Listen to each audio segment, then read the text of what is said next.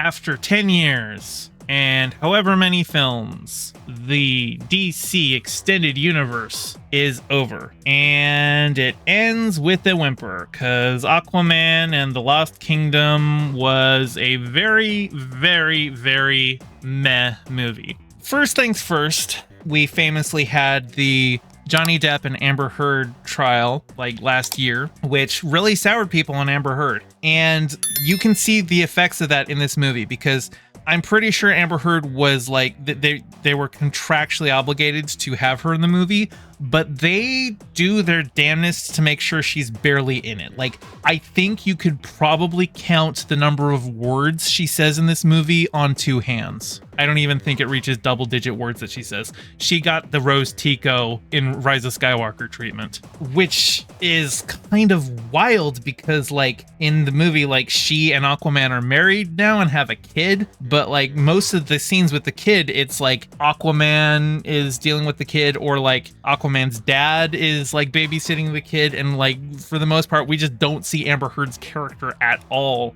when it's just, you should be like, what's she doing? Where is she right now? Valhalla Video said they wanted her fired like Johnny was fired from Fantastic Beasts. Yeah, she wasn't fired. I imagine, though, that with how reduced her role was, it was like they were doing the most that they could to just not have her in the movie, but still meet contractual obligations. That's what it felt like. But they really wanted this movie to be an MCU movie. You can really tell, because I'm going to describe the plot, and I want you to tell me whether the movie that I'm describing is an MCU movie or a DCU movie. The main character breaks his brother out of prison to help stop a new threat, which is an ancient evil locked away by their ancestors, tied to a mystical artifact. That is the plot of Thor: The Dark World. That is also the plot of Aquaman and the Lost Kingdom. At one point, Aquaman literally calls his brother Loki. I'm not joking. It like literally, it's the plot of Thor: The Dark World with some like Frostmourne and the Frozen Throne from Warcraft thrown in. Honestly, I would say, like, performance-wise,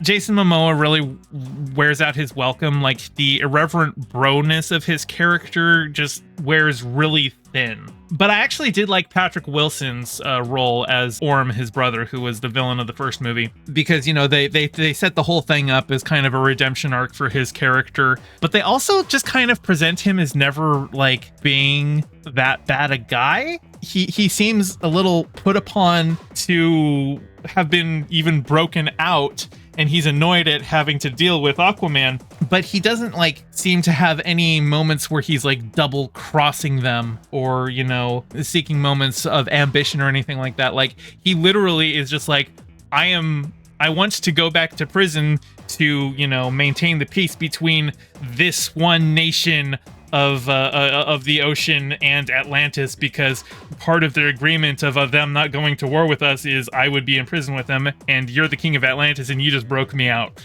So, like, he seems to be more concerned with the fate of Atlantis than Aquaman is.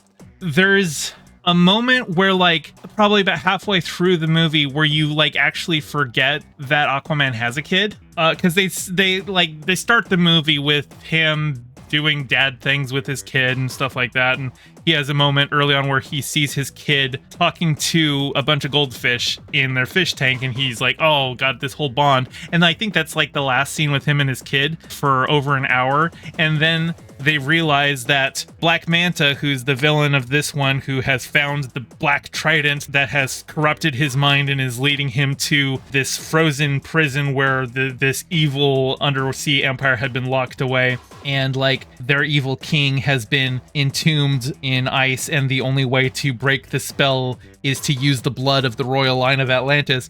And they realize, wait, I've got a kid. They're gonna go after the kid, and they literally go back to the lighthouse where his dad lives, and they have just stolen the kid. And that's like one of the few times where Amber Heard actually shows up to do anything, and I think she just screams no in the absolute worst bit of acting I've ever seen in my life. It was probably like they just threw in about 15 seconds of melodrama in the movie before they go, okay, let's go back to our other thing. They didn't even, like, give it room to breathe that his son has been kidnapped by the villain. They're like, oh no! Okay, back to the movie. Axel says, so what's the start of the DCU? So I think Blue Beetle has been confirmed to be part of the DCU, but in terms of like phases or chapters, as they're calling it, I think the first chapter officially starts with Superman Legacy. So right now they're in kind of a weird limbo, because like Blue Beetle, obviously, that came out this summer, and then we've got the Aquaman movie.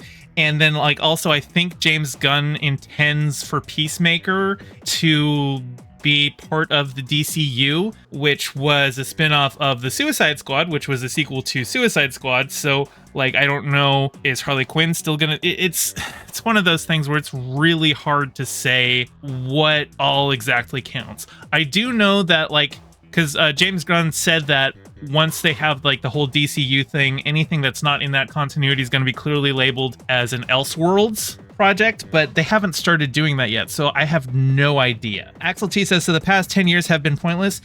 They've been pointless if you view movies as homework for the next movie that you need to see, because that's over now. But like, imagine that the MCU ended with Endgame and they didn't make any more movies after that. You wouldn't say, oh, well, Endgame came out and now it's over, so I guess watching them is pointless. You wouldn't say that, because did you enjoy watching them? That's probably, that's why you should be seeing them. If you're watching something just for homework, I would say that's pointless. If you don't enjoy the things that you're watching, that's the problem. But Marvel setting up the whole cinematic universe thing and everybody trying to play catch up because they realize people are more likely to come back if they realize, oh, it's those characters from this other thing and I need to watch this for homework, and like it motivates people to buy more movie tickets and buy more streaming services so that they can keep up. But that only works to a point, and when it's motivated entirely by trying to extract as much money from you as possible and not about like making a quality product, that's when it's pointless. But if you enjoyed some of the DCEU movies, the fact that the DCEU is over now shouldn't matter, right? Like, I enjoyed the Suicide Squad a lot, and that movie could have come out just as a standalone with no other DC movies around it, just as its own thing, and it would have been just as good. Honestly, James Gunn kind of treated it that way. I mean, obviously, it was the second Suicide Squad movie, and there's a little bit of a reference to that, but you literally could just go into that movie from scratch. Emu Anon says, is this a safe space to feel bad for Amber Heard? I never really paid close attention to that trial. I do know that it ended up making them both look pretty awful, but I don't have any strong opinions about her one way or the other. But I will say, though, it's kind of fitting that the very last scene in this movie is a character taking a cockroach, putting it into a burger, taking a bite, and pretending to like it. And I feel like that says something about the nature of these movies. Like, they're packaging crap to you in a somewhat traditional format, that they've just shoved some crap in there, and you're just supposed to be like, well, it's a burger, and I guess I liked it. Emu says, still can't believe all this James Gunn DC Universe thing started because some chud got mad at Gunn. Oh, yeah, no, James Gunn, the best thing that could have ever happened to his career was getting canceled on Twitter by right-wingers. Yeah, no, getting fired briefly from Guardians of the Galaxy 3 has done nothing but good things for his career. Axel says, is this Aquaman played by a different actor? No, it's still Jason Momoa. It is a sequel to the first Aquaman movie. I think they got most of the actors back from the first one, although they did not have Willem Dafoe. I think they killed him off screen, just like they briefly mentioned how he died from a plague or something like that. One of the big running plots of the film is that like global warming is happening faster, and it's because Black Manta is being influenced by the Black Trident to burn this fuel that rapidly heats up the planet so that the frozen tomb of the evil underwater nation can be thawed out quicker, basically. But yeah, if you want to see this just because it's another thing in the DCEU, then yeah, it is pointless because it's over now, and it really wasn't that entertaining to begin with. Like, they took the plot from Thor: The Dark World, which for a long time was considered the worst MCU movie, So they did a worse job at doing a bad MCU movie. Not good. I didn't like it.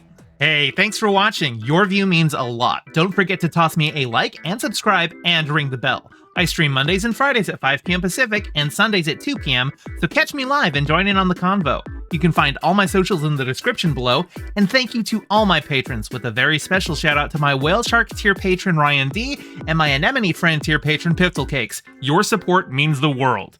Catch you next time.